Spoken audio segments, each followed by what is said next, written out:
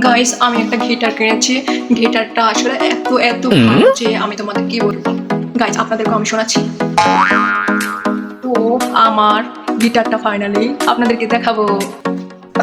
আচ্ছা, আমার এখন আমি এটাকে বাজিয়ে দেখাবো। আপনারা বলবেন এর সাউন্ডটা আসলে কতটা সুন্দর।